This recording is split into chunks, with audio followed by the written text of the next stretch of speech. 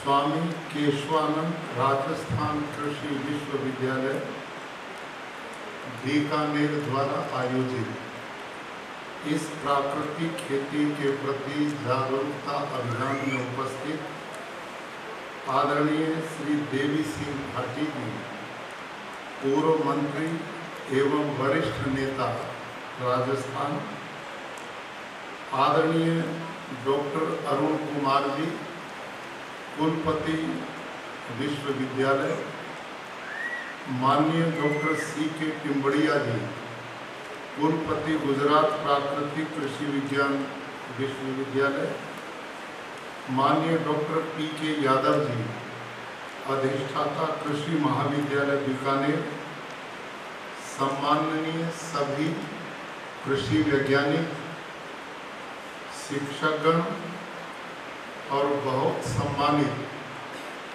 किसान भाई और बहनों और प्रिय छात्र एवं छात्राओं, आज पहली बार बीकानेर में ही मेरा आना हुआ है और आपका ये विश्वविद्यालय जिस महापुरुष के नाम से है, उनकी जीवनी को मैं जानता हूँ।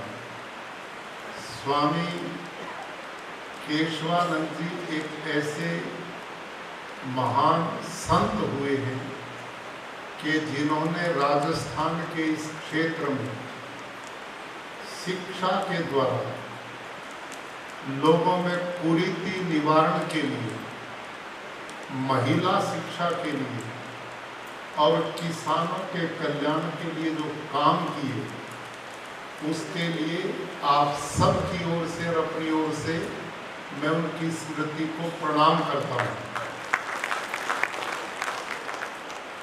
भाई और बहनों, 2 दिन से आपके बीच में प्राकृतिक खेती के प्रचार के अभियान को लेकर ये कार्यशाला माननीय डॉक्टर अरुण कुमार जी, जो वाइस चांसलर हैं इस संस्थान के, उनको इसके लिए मैं बधाई देता हूं और उनकी पूरी टीम को बधाई देता हूं कि जो आज की इस चुनौतीपूर्ण समय में प्राकृतिक खेती मिशन के प्रति गंभीरता से सोचकर आप सबको उन्होंने आमंत्रित किया है। भाटी साहब ने बड़ी मजबूती से, मैं अनुभव कर रहा था, ऐसे लोग दिल के बड़े साफ सुथरे होते हैं और जो पीड़ा लिए घूमते हैं वो रुक नहीं पाते समाज के कल्याण के लिए अपनी बात कहने के लिए। तो आज मैं अपनी बात शुरू करूं। मैं शिक्षक रहा हूं, सारा जीवन भर बच्चे पढ़ाता रहा हूं, तो मैं चाहूंगा आपके बीच में भाषण नहीं, बातचीत मैं करूंगा। आपने यहाँ चुपचाप नहीं बैठना है, प्रश्नोत्तर मेरे साथ में करना है। अब मैं बात शुरू करूं। मैंने जो कहा उसके लिए तैयार हैं? बोलो भाई कमजोर विद्यार्थियों, आपकी तो आवाज ही नहीं आई, पकड़ के बिठा रखे हैं आप। बहुत अच्छा है, ऐसे बोलो ना। अरे राजस्थान की तो वीर भूमि है, यहाँ कमजोरी के लिए कोई जगह नहीं है। अब बातचीत करके मैं अपनी बात शुरू करूं। पहले वो लोग हाथ खड़ा करें जो खेती बाड़ी करते हैं, किसान हैं। बहुत अच्छा, धन्यवाद। अब वो हाथ खड़ा करेंगे जो इस यूनिवर्सिटी में पढ़ने वाले छात्र छात्राएं हैं। धन्यवाद। अब वो लोग थोड़ा हाथ खड़ा करें कि इनमें से प्राकृतिक खेती करने वाले कितने किसान हैं। धन्यवाद। हमारा भी परिवार है कुछ यहाँ पे। अब बाकी तो मेरे ख्याल में विश्वविद्यालय के प्रोफेसर, डीन, फैकल्टी मेंबर ही होंगे। मैं थोड़ा सा निवेदन करूंगा, कष्ट ना मानते हुए। मेरे को ये पता लगे आज मेरी क्लास में किस तरह के कौन कौन लोग, थोड़ा मैं चाहूंगा अपने इस परिवार के साइंटिस्ट, फैकल्टी मेंबर्स, डीन्स, वो कितने यहाँ पर हैं। वाह, धन्यवाद, बहुत अच्छा। मुझे बहुत प्रसन्नता है कि आज अपने किसान परिवार के 3 लोग यहाँ, 3 प्रकार के लोग हैं। एक तो वो हैं कि जो खेती बाड़ी की टेक्नोलॉजी और नए नए इनोवेशन के साथ किसान को कुछ देना चाहते हैं, वो लोग हैं। और वो विद्यार्थी हैं जो पढ़ लिख करके आपके बीच में जाकर के खेती को और बढ़ाने का काम करने वाले हैं। और तीसरे वो हैं जो प्रैक्टिकल रूप से धरती माँ के बीच में बैठ करके खेती करते हैं। अब प्राकृतिक खेती जो संवाद आज का रहेगा, इसको आपने ध्यान से सुनना है। आप इसके लिए मन से तैयार हैं कि नहीं? सब तैयार हैं? ये छात्र छात्राएं तैयार नहीं है मेरे ख्याल में, ये बड़े कमजोरी से बैठा रखे हो आप यहाँ। बेटे आपके लिए तो सबसे जरूरी है ये। आप सब बच्चों से मेरा निवेदन है, मैं बच्चे पढ़ाता रहा हूं, मोबाइल बंद, सीधे बैठे और बातचीत सुनेंगे तो आपको बहुत बड़ा लाभ होने वाला है, बहुत बड़ा कल्याण होने वाला है। देखिए इस समय ये छात्र छात्राएं ध्यान से सुने, आपको जो यूनिवर्सिटी में पढ़ाया जा रहा है वो रासायनिक खेती पढ़ाई जा रही है। ये टेक्नोलॉजी, ये विद्या भारत की मूल विद्या नहीं है, ये विदेशों के द्वारा रिसर्च की हुई पद्धति हमारे विश्वविद्यालयों में उधार लेकर के पढ़ाई जा रही है। हम इसके कतई विरोधी नहीं है। 60 के दशक में भारत देश जब अन्न के अभाव से जूझ रहा था, लोग भूखे मरने की अवस्था में थे, विदेश से अनाज आता था, तो उस समय हरित क्रांति इस देश में प्रारंभ हुई। डॉक्टर स्वामीनाथन, डॉक्टर मैने जैसे साइंटिस्ट अमेरिका से पढ़कर के आए और उनके नेतृत्व में हरित क्रांति प्रारंभ की गई। वो उस समय की मांग थी, बहुत जरूरी था, और परिणाम आज हम अन्न की दृष्टि से आत्मनिर्भर हैं। लेकिन कुछ फसलें जैसे तेल है वो भी अभी बाहर से आता है, दालें हैं वो भी हमने आयात करनी पड़ती है, वो क्षेत्र भी हमारे कमजोर हैं।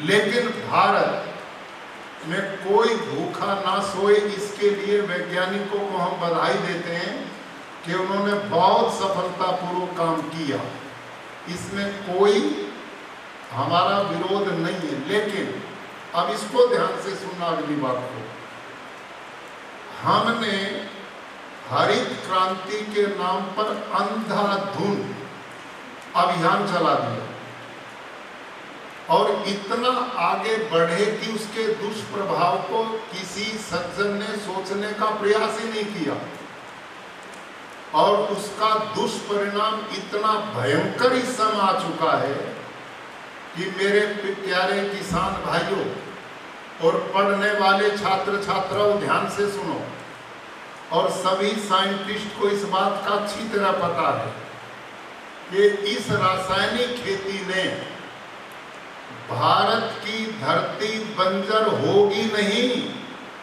हो चुकी है। ध्यान से सुनना मेरी बात को। सारे भारत की धरती को रासायनिक खेती ने बंजर बना दिया है। प्रमाण जिस समय डॉक्टर स्वामीनाथन ने हरित क्रांति प्रारंभ उस समय की, उस समय पंतनगर एग्रीकल्चर यूनिवर्सिटी जो आज उत्तराखंड में, वहां से शुरू हुई थी, वहां पर रिपोर्ट्स हैं, उन्होंने सारे देश की धरती के ऑर्गेनिक कार्बन को उस समय चेक करवाया। भारत देश की सारी धरती का ऑर्गेनिक कार्बन 2 से 2.5% था। बोलो मेरे पीछे कितना था? 2 से 2.5%। और इस समय आज के दिन सारे भारत देश की धरती का ऑर्गेनिक कार्बन 0.2, 0.3, 0.4 पर आकर खड़ा हो गया। आया ना? साइंटिस्ट सज्जनों से मेरा निवेदन है, भाई मेरा सहयोग करो, मैं आपका विरोधी नहीं, मैं तो बातचीत करने आया। मैं जो बात कह रहा हूं आप उसका उत्तर दें। भारत की सारे देश की धरती का ऑर्गेनिक कार्बन जहां पर कृषि होती है, जंगल भूमि की बात नहीं मैं कह रहा, जहां रासायनिक खेती होती है, सारे देश की धरती का ऑर्गेनिक कार्बन 0.4 से नीचे आ गया है। हाँ या ना? बोल नहीं रहे, हाँ नहीं कर रहे कृषि वैज्ञानिक। मेरे को अभी आदरणीय वाइस चांसलर जी से बात हो रही थी, आपने बताया कि आपके यहाँ तो 0.23 ऑर्गेनिक कार्बन है। आप सोचिए, कहाँ तो इस देश की धरती का ऑर्गेनिक कार्बन 2 से 2.5% था। सारे देश की धरती जंगल की तरह उपजाऊ थी। हमने आज इस धरती का ऑर्गेनिक कार्बन 0.234 पे लाके खड़ा कर दिया। बताओ, धरती को हमने उन्नत किया है या इसका विनाश किया है? सीधा फार्मूला। नंबर 2, सुनते जाओ आप ध्यान से। सारे विश्व के रासायनिक खेती जो पढ़ रहे बंधु हैं, कोई साइंटिस्ट ये सिद्ध कर दे कि धरती में यूरिया, डीएपी, जंतुनाशक दवाई डालने से धरती की गुणवत्ता बढ़ती है, धरती का ऑर्गेनिक कार्बन बढ़ता है, तो हम दंडवत होकर इसी मंच पर उसके सामने गुरु स्वीकार करेंगे।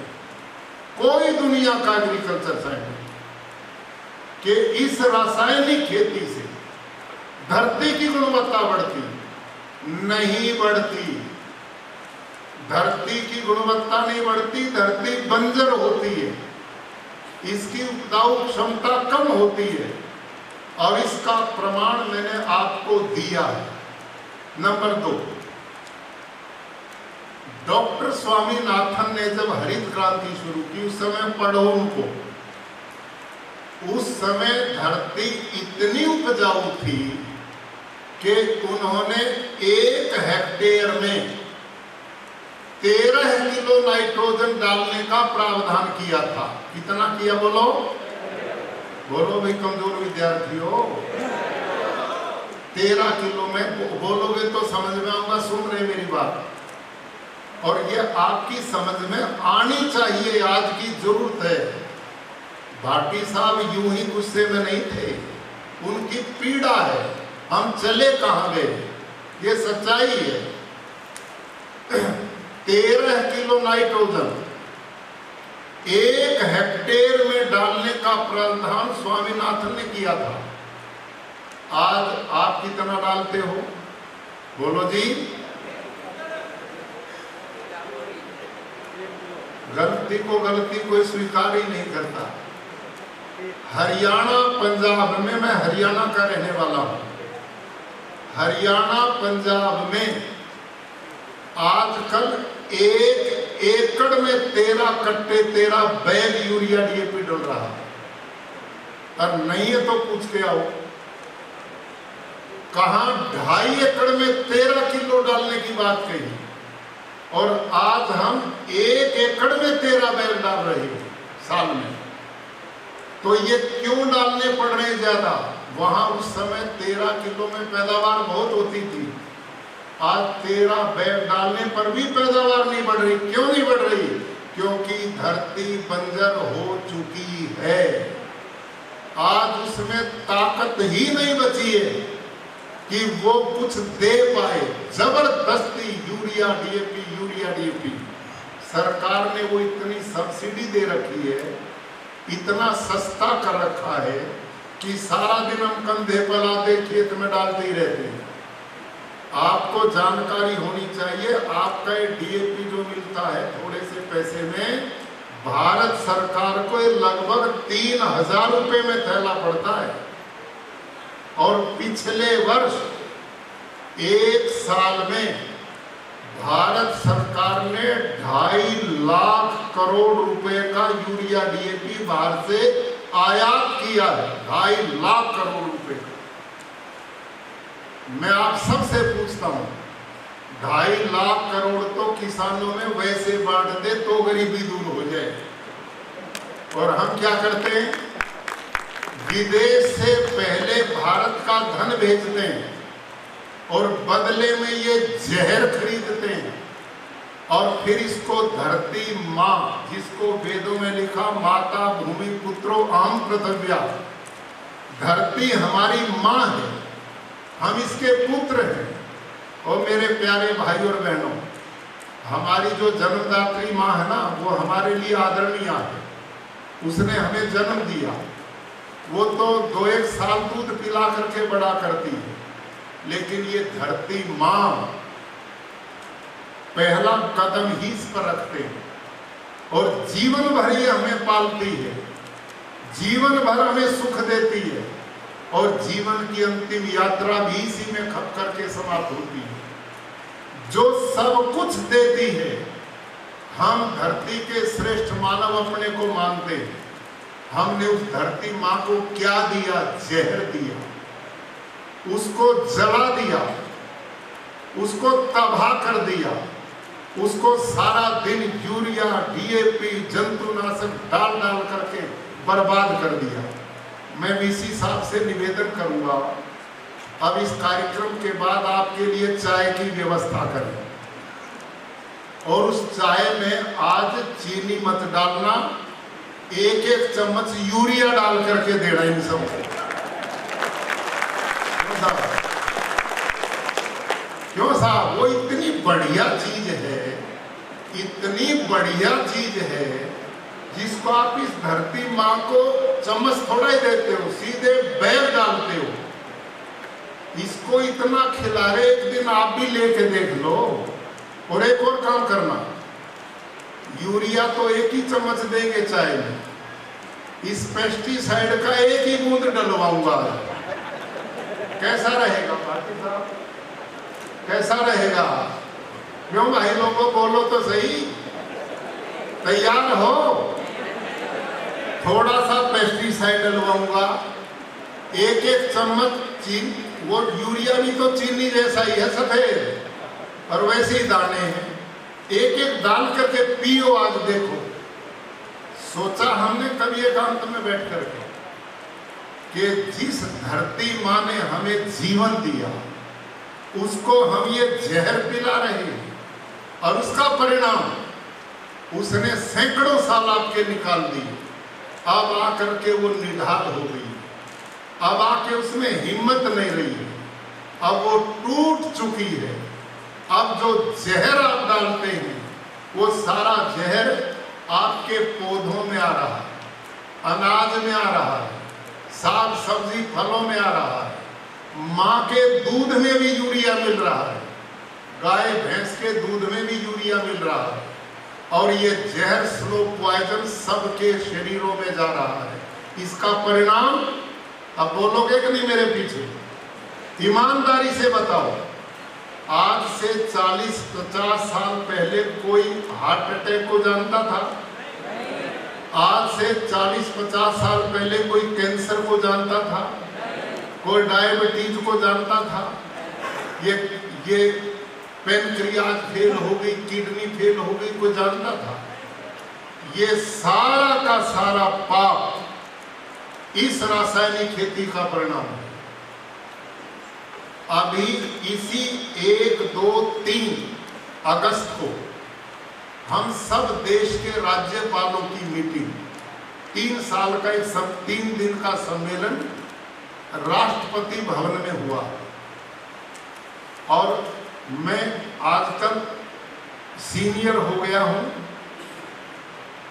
मेरा कार्यकाल 10वें साल में चल रहा है, तो उसका कन्वीनर मैं था। और उस कन्वीनर होने के कारण सभी राज्यपालों की वो मीटिंग्स वगैरह चालू करने की ड्यूटी मेरी थी। तो उसमें हमने 6 ग्रुप बनाए राज्यपाल के। उनमें मेरे जो ग्रुप में थे वो भारत देश के, अभी जो सरकार, पिछली इस सरकार में मनसुख मांडविया जी, जो गुजरात से ही कैबिनेट मंत्री रहे, आज भी मंत्री, बहुत सज्जन भले आदमी। उनके पास में 2 विभाग थे, भारत का स्वास्थ्य मंत्रालय और उर्वरक मंत्रालय, दोनों उन पे थे। पहले यूरिया दो, बीमार करो, फिर स्वास्थ्य प्रदान करो। समझ में आई कि नहीं बात? लेकिन वो इतने सज्जन भले आदमी थे, वो बड़े दुखी होते थे और कहते थे मेरे से जब यूरिया मांगते हैं सरकारें, मैं व्यथित होता हूं, ये जहर लोगों के अंदर जाएगा, वो बेचारे बीमार हो। तो उन्होंने अभी राष्ट्रपति भवन में हमारे ग्रुप में जो आंकड़े दिए वो ध्यान से सुनो आप सारे के सारे। उन्होंने स्वास्थ्य मंत्री रहते हुए एम्स, जो दिल्ली का एम्स है, बड़ा स्वास्थ्य का सबसे बड़ा आयुर्विज्ञान संस्थान भारत है, उनके डॉक्टर्स की एक टीम बनाई और उस टीम की ड्यूटी ये लगाई कि हमारे को पता है कि किन किन भारत के क्षेत्रों में यूरिया, डीएपी और पेस्टिसाइड का ज्यादा प्रयोग होता है, वो जगह चिन्हित हम करेंगे। डॉक्टर वहां जाकर लोगों के स्वास्थ्य का परीक्षण करेंगे कि जहां यूरिया, डीएपी, जंतुनाशक ज्यादा प्रयोग हैं, वहां के लोगों का स्वास्थ्य और बाकी देश के लोगों का स्वास्थ्य एक जैसा है या अलग अलग है। तो वो टीम देश के उन भागों में गई, पंजाब के एक हिस्से में गई, उत्तर प्रदेश के में गई, हरियाणा और मध्य प्रदेश और महाराष्ट्र।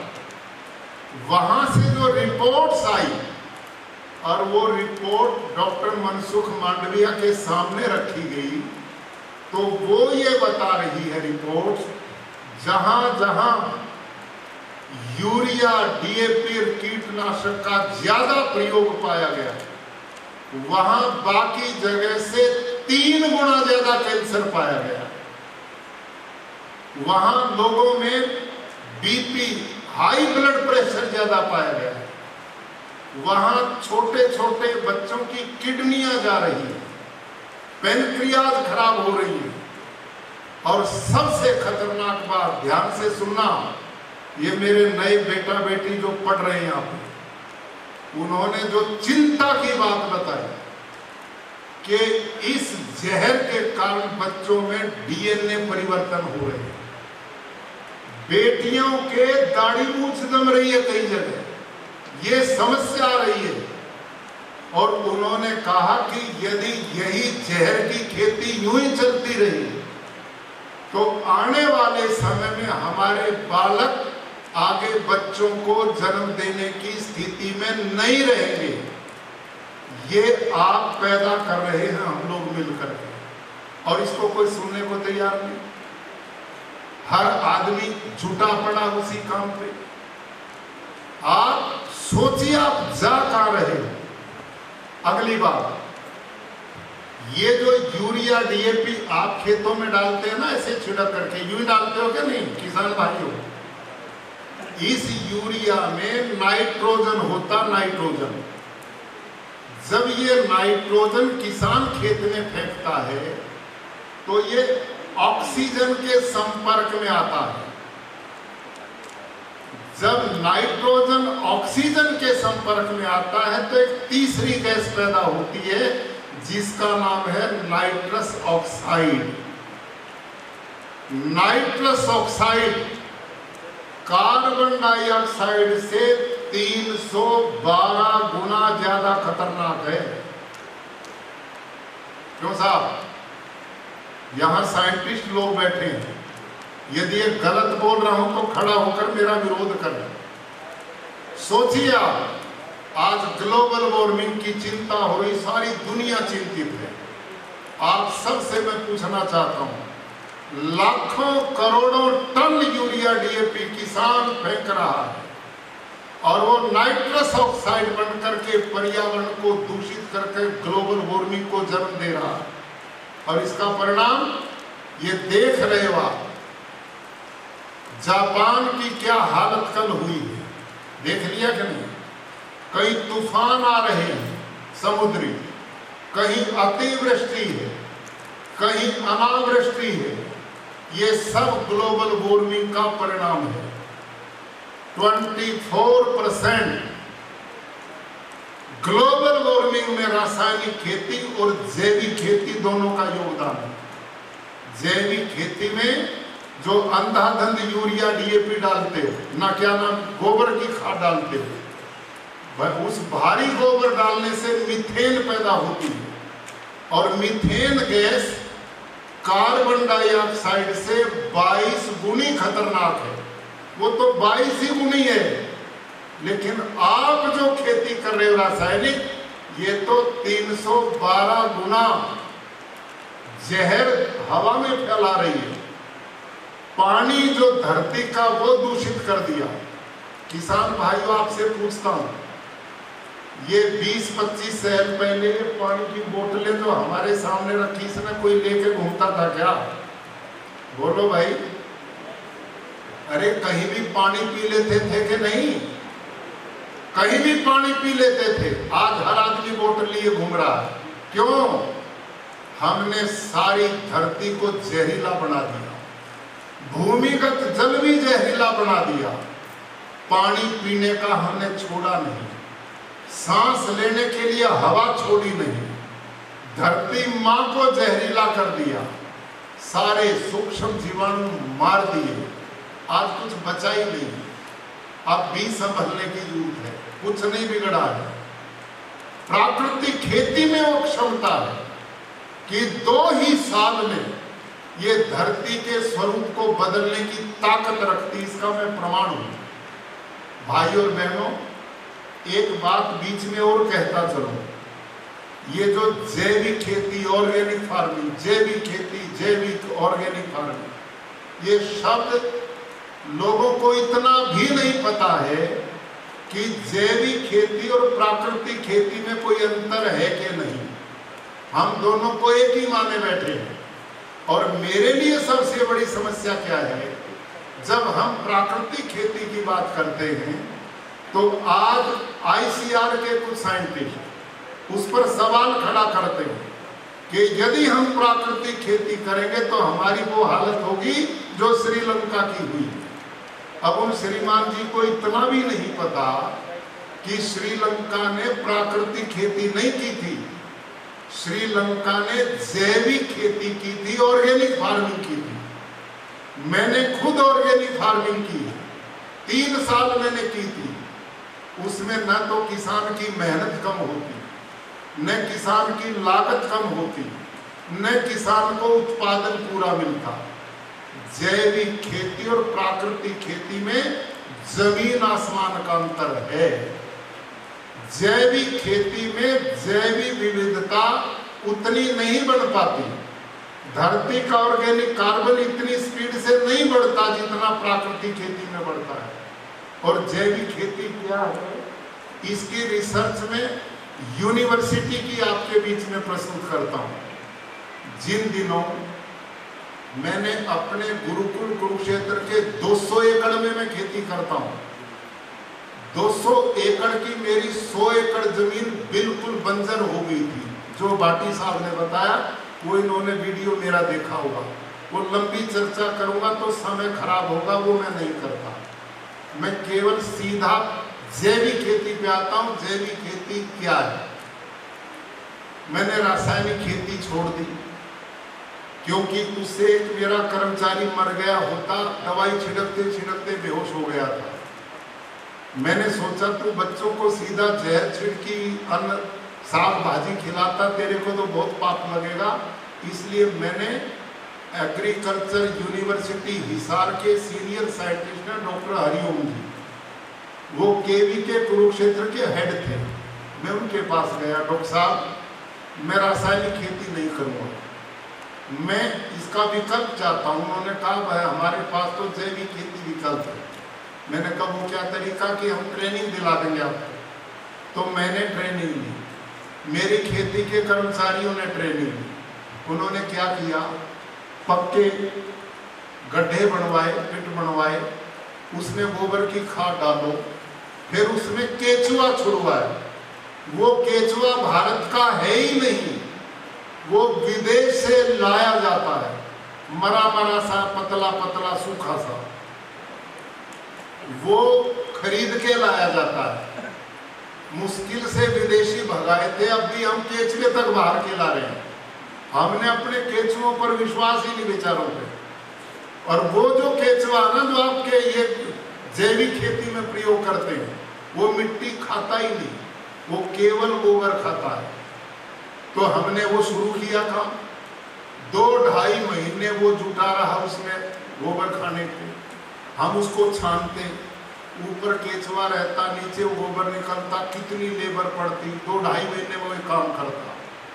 फिर हम देखते थे ज्यादा सर्दी होती वो तो मर जाता, और ज्यादा गर्मी आती तो भी मर जाता।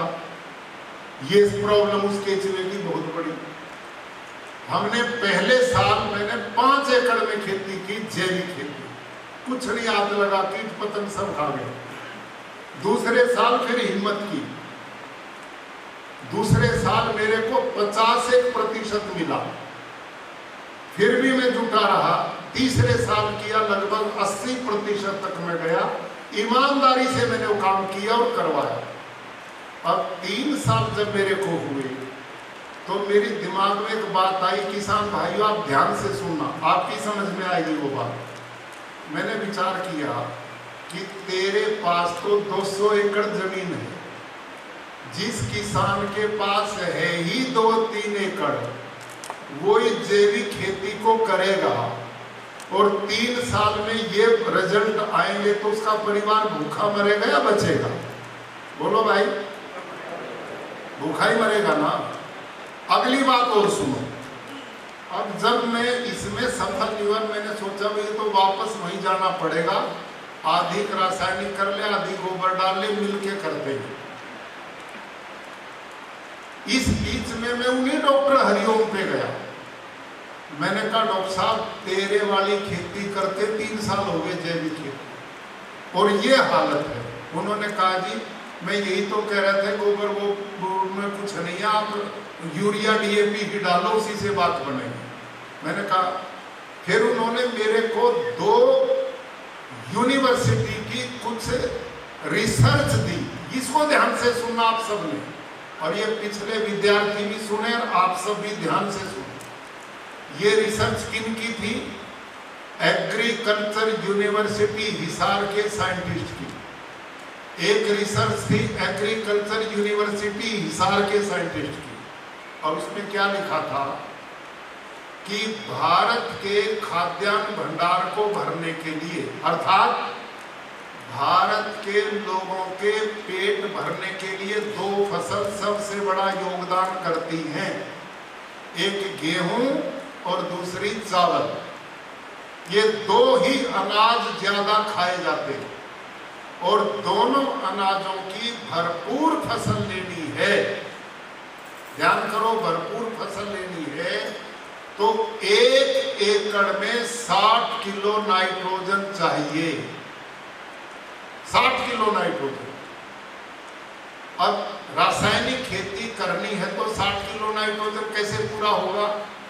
बाजार में जाओ, यूरिया डीएपी लाओ और 1-2 महीने के गैप से उसकी 60 किलो की मात्रा पूरी कर दो, तो आपका 60 किलो नाइट्रोजन पूरा होगा, उत्पादन भी पूरा हो जाएगा। हाँ या ना? तरीका है कि नहीं? तुम बोलते क्यों नहीं भाई? या तो तुमने मजा फालतू आ रहा है या दुखी हो रहे हो। कौन सी बात है? बंद करूं या बात करूं? बात करूं? धन्यवाद। फिर तुम थोड़ा सहयोग तो करो, पता तो लगे सुन रहे हो। अच्छा क्यों बताओ? तो जैविक खेती में 60 किलो नाइट्रोजन पूरा कैसे होगा? सुनो ध्यान से। वहां लिखा था रिसर्च में 1 टन गोबर की खाद में कितनी? 1 टन गोबर की खाद में 2 किलो नाइट्रोजन है, और हमें कितना चाहिए? 60 किलो। तो इसका मतलब क्या हुआ? 1 एकड़ में 60 किलो नाइट्रोजन पूरा जैविक खेती से करना है तो 300 क्विंटल गोबर की खाद डालनी पड़ेगी। 300 क्विंटल गोबर की खाद प्रति एकड़ डालोगे तो 60 किलो नाइट्रोजन पूरा होगा। 60 किलो नाइट्रोजन पूरा होगा तो उत्पादन पूरा होगा, और नहीं डालोगे तो उत्पादन पूरा नहीं होगा। इसका नाम है जैविक खेती, इसका नाम है ऑर्गेनिक फार्मिंग। और भारत सरकार और प्रदेश सरकारें पिछले 30-40 सालों से जैविक खेती का प्रचार कर रही देश में, लेकिन देश में कोई जैविक खेती के मॉडल नहीं बन पाए, लोगों में लोकप्रिय नहीं हो पाए, लोगों ने इसे नहीं स्वीकारा। करोड़ों रुपया भारत सरकार का देश का खर्च हो गया, लेकिन जैविक खेती क्यों नहीं लोकप्रिय हुई? इसलिए नहीं हुई। से मैं पूछता हूं, 300 क्विंटल गोबर की खाद प्रति एकड़ डालनी पड़े तो क्या देश में इतना पशुधन है कि सारे देश में इतनी गोबर की खाद पड़ सकती है? हाँ या ना बोलो?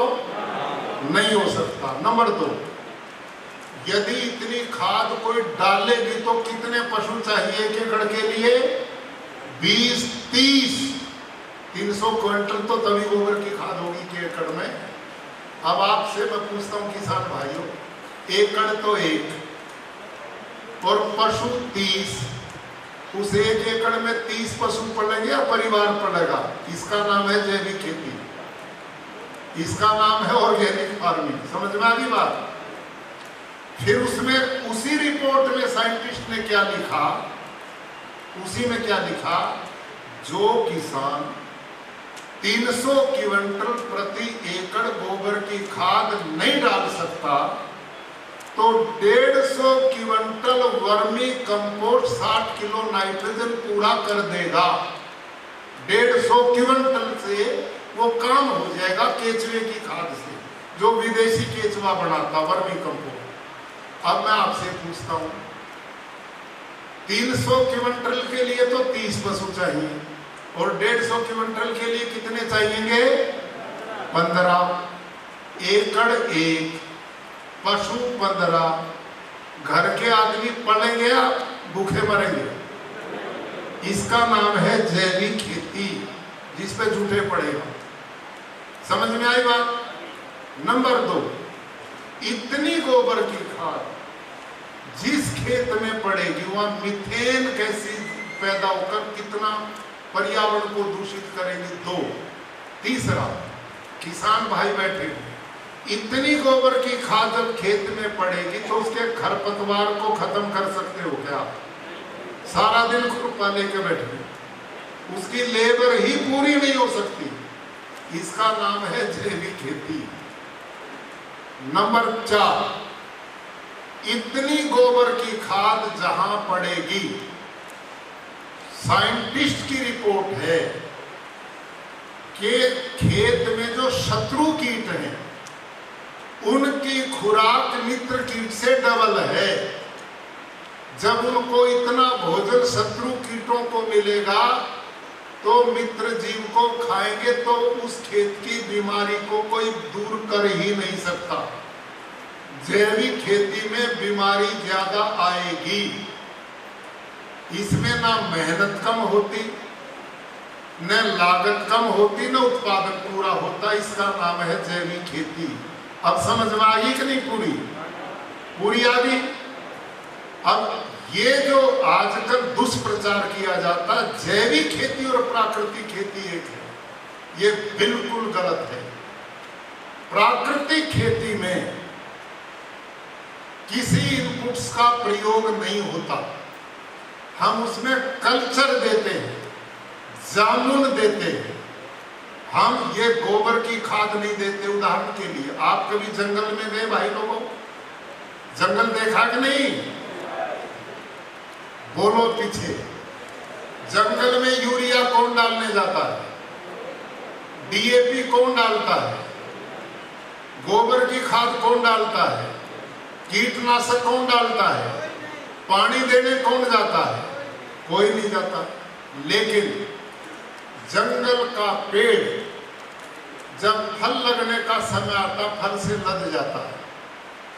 जंगल के पेड़ के किसी भी पत्ते को तोड़ो, किसी भी पत्ते को, और प्रयोगशाला में ले जाओ, लेबोरेटरी में चेक करो, उसमें एक भी पोषक तत्व की कमी नहीं मिलेगी। उसमें phosphorus, zinc, potash, magnesium, iron, copper, जो आपको बताया जाता वो सारे तत्व हैं। कहां से आए वो? भाई जब प्रकृति सारी चीजें जंगल के पौधे की अपने आप पूरी करती है तो हमारे खेत की क्यों नहीं करेगी? जो नियम जंगल में काम करता है वही नियम हमारे खेत में काम करे। इसका नाम है प्राकृतिक खेती, नेचुरल फार्मिंग। नहीं आई समझ में? अब आगे समझो हम क्या करते हैं प्राकृतिक खेती में। प्राकृतिक खेती एक नेचुरल चीज है। जब ये सृष्टि बनी, प्रकृति बनी, हम बने, तो उसमें पशु पक्षी जीव जंतु भी आए। और उन पशुओं में ये पशु है ना गाय, देसी गाय, ये बाहर वाली तो अब हम लेके आए, जैसे केचुए लेके आए ना बाहर विदेश में, ऐसे विदेशी हॉस्टल फ्रीजन जर्सी गाय लेके आए। ये हमारी नहीं है। हमारी कौन सी है? साहिवाल, थारपारकर, राठी, गिर, हरियाणवी, लाल सिंधी, कांकरेज। ये जो भारत की करीब 45 ब्रीड थी इस देश में, आज अनेक लुप्त हो चुकी है। लेकिन मैं जो चर्चा आपके बीच में कह रहा हूं, यह भाषण नहीं है। मैं किसान हूं, मैं खेती करता हूं और स्वयं आज भी मैं हल चलाने की स्थिति में हूं।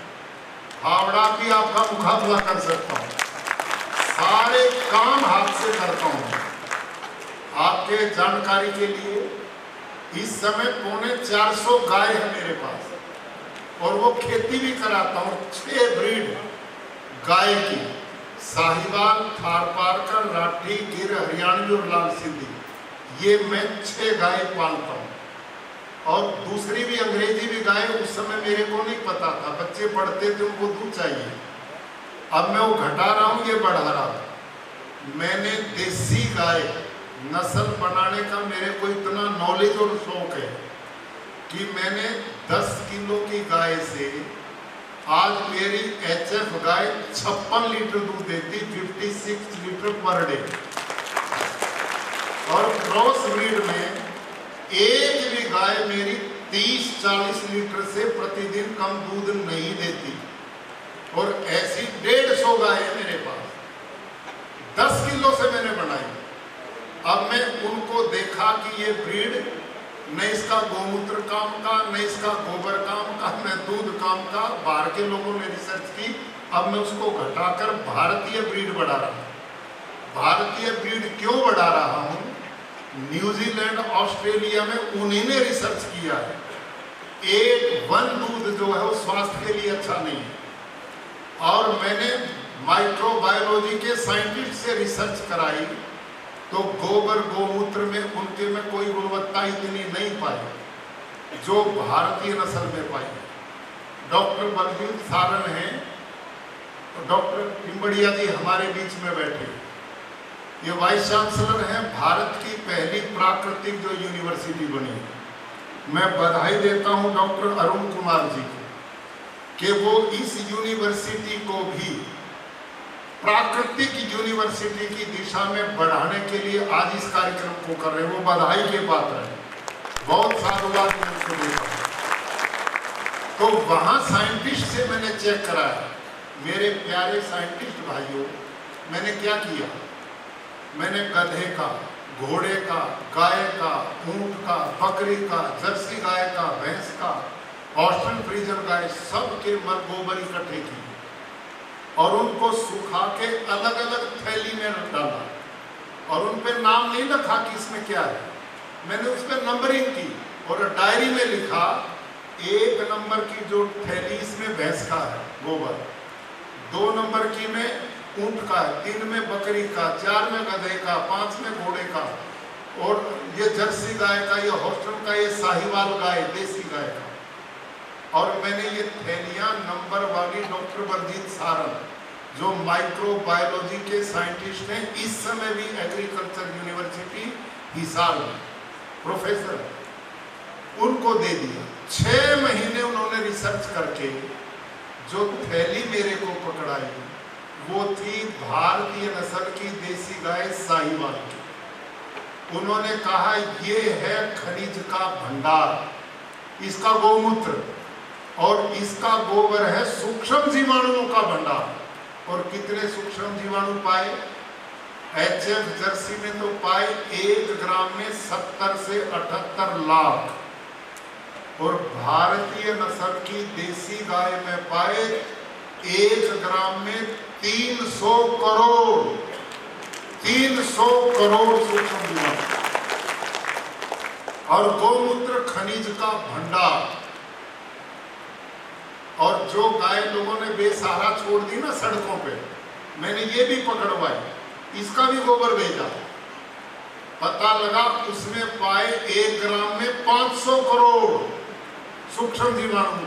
हमने सोचा बढ़े क्यों? बढ़े इसलिए कि वो दूध नहीं देती, उसकी ताकत एनर्जी उन जीवाणुओं को बढ़ाने में लगी। जो दूध देती उसमें भी 300 करोड़। और प्राकृतिक खेती में हम करते क्या हैं, एक ड्रम लेते हैं 200 लीटर पानी का, उसको ड्रम को 180 लीटर पानी भर दो। देसी गौ माता जितनी भी भारत की ब्रीड है, हमने फिर रिसर्च कराई, सब में सूक्ष्म जीवाणुओं का भंडार। और एक तरह का नहीं, सैकड़ों प्रकार के सूक्ष्म जीवाणु, खनिजों से गोमूत्र भरा हुआ। तो उस ड्रम में हम जो देसी गाय, स्वस्थ गाय है, वो 24 घंटे में 8 से 10 लीटर गोमूत्र देती है, 8 से 10 लीटर गोबर देती है, वो ड्रम में डाल देते हैं। और उस ड्रम में 1.5 से 2 किलो किसी भी दाल का बेसन, किसी भी दाल का, और 1.5 से 2 किलो गुड़ उसमें डालते हैं। और बड़े पेड़ के नीचे की 1 मुट्ठी मिट्टी डालते हैं। बड़े पेड़ की क्यों? खेत की क्यों नहीं? क्योंकि खेत में आपने कुछ छोड़ा ही नहीं, वो तो खत्म है मिट्टी, उसमें कुछ बचा नहीं सूक्ष्म जीवाणु।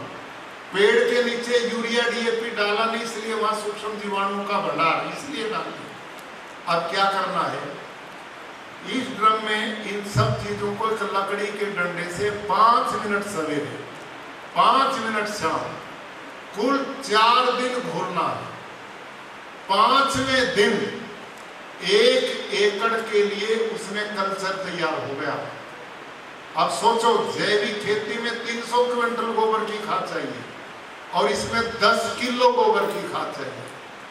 अंतर आया नहीं समझ में? इसमें 10 किलो चाहिए, उसमें 300 क्विंटल चाहिए। अब इसमें क्रांति क्या होगी, इसको सुनो, इसका विज्ञान, इसकी साइंस क्या है। जब गाय के, देसी गाय के 1 ग्राम गोबर में 300 करोड़ सूक्ष्म जीवाणु हैं, तो 10 किलो गोबर में कितने होंगे? बोलो भाई इंटेलिजेंट विद्यार्थियों।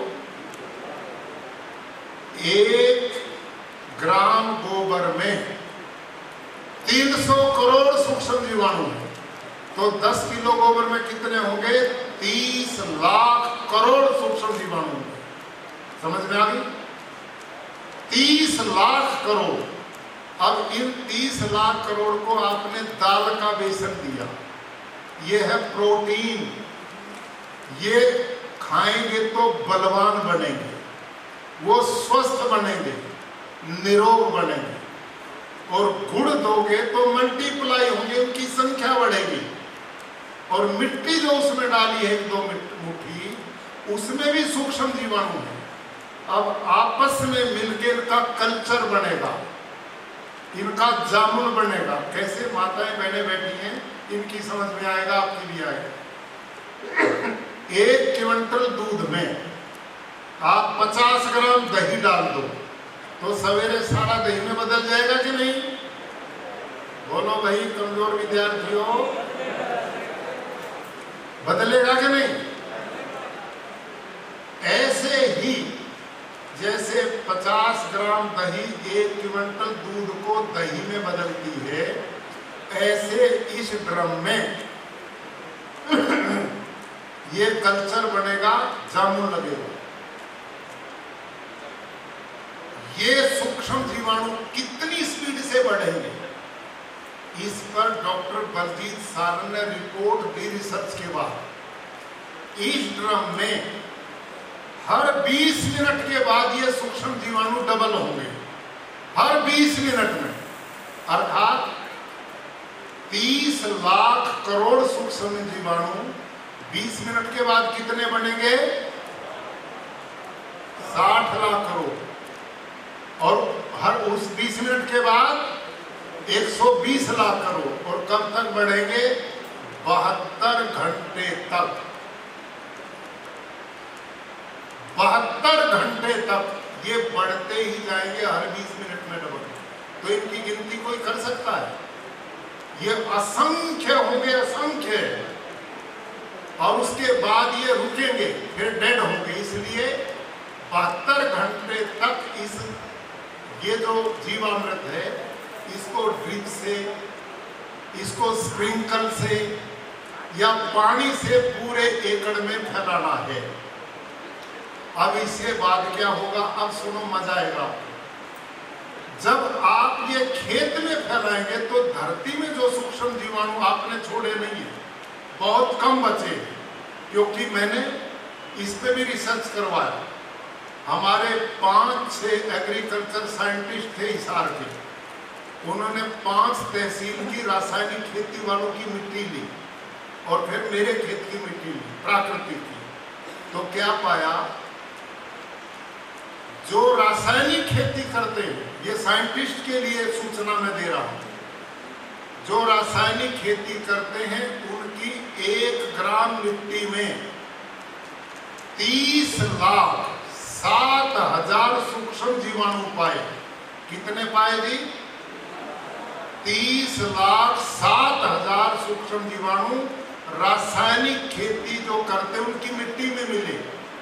और मेरी मिट्टी में जो प्राकृतिक मैं करता हूं, उसके 1 ग्राम में 161 करोड़ सूक्ष्म जीवाणु हैं।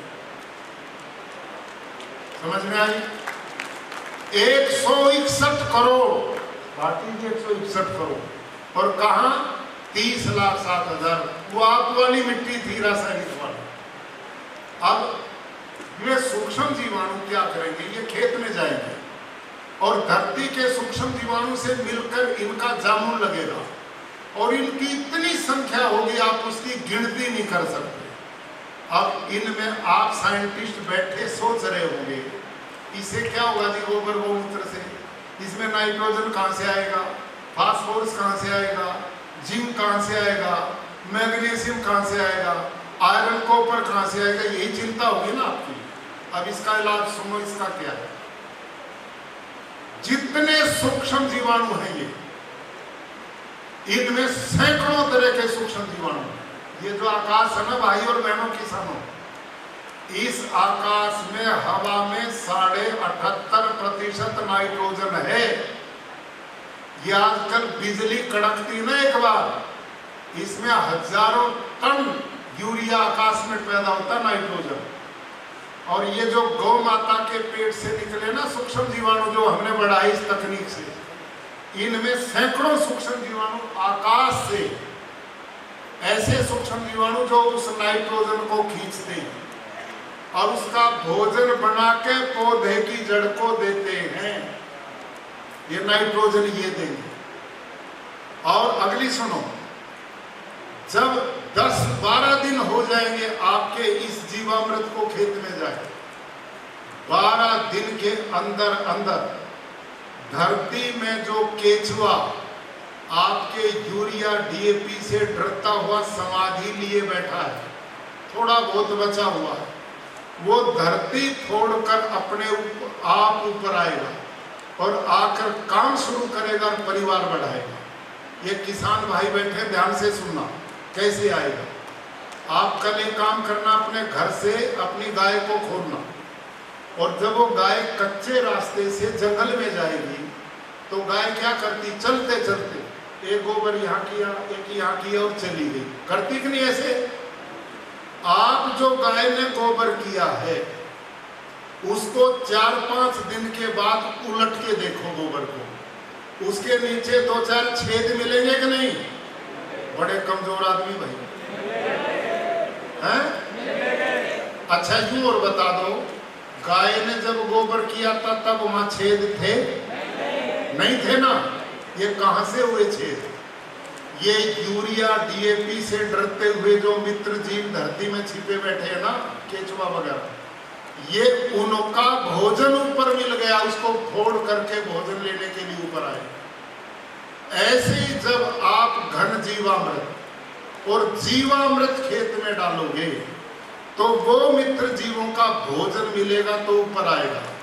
और केचुआ कैसे काम करता है, कितना क्रांतिकारी आपका मित्र है, कितना बड़ा दोस्त आपका है, आपने वो सारे मार दिए, महापाप किया। आप जानते केचुआ ना होने के कारण, सूक्ष्म जीव ना होने के कारण धरती क्या हो गई? वो मेरा वो दिखाना है, बंजर कैसे धरती तुमने बनाई। अभी सुनो आप इसको। 5 जून 2024 की एक घटना है। इसी 5 जून की है। कि गुरुकुल ज्योतिसर जिला कुरुक्षेत्र में छात्रों की संख्या बढ़ने के कारण हमने अपने पड़ोसी ऐसे एक किसान से 5 एकड़ जमीन लीज पर ली, जिसमें छात्रों के लिए ग्राउंड बनाया जा सके। भाड़े पे ली, ठीक है। उसकी फेंसिंग के लिए प्रबंधक समिति ने निर्णय लिया कि उसमें ड्रिल मशीन के द्वारा जमीन में होल करके पाइप लगाकर उसमें तार फेंसिंग की जाए ताकि बच्चे अंदर सुरक्षित रह सके। तो उसमें ड्रिल मशीन से जब हम छिद्र करने लगे तो जोर लगा करके भी 63 सीसी का इंजन उस भूमि में 2 इंच से ज्यादा क्षेत्र नहीं कर पाया। आपने जमीन बना दी। और ये दूसरी जगह जब होल किया वहां पर भी मशीन फेल हो गई। लेकिन फिर हमने विचार किया कि ये जमीन इतनी कठोर क्यों? ये देखो फंस गई मशीन। क्या गुरुकुल कुरुक्षेत्र की जमीन में हम प्राकृतिक खेती करते हैं, अब यहाँ लेके आए, क्या वो भी जमीन इतनी कठोर है? तो हम ड्रिल मशीन को गुरुकुल कुरुक्षेत्र के खेतों में लेकर के गए। तो वहां पर जब ड्रिल की गई तो कुल 30 सेकंड में 2.5 फीट गहराई तक ड्रिल मशीन ने छिद्र बना दिया। वो आप इन चित्रों से भी देख सकते हैं। मेरे प्यारे किसान भाई और बहनों, ये सब कुछ अंतर किस बात का है कि हमने देखा कि जिस किसान से हमने ग्राउंड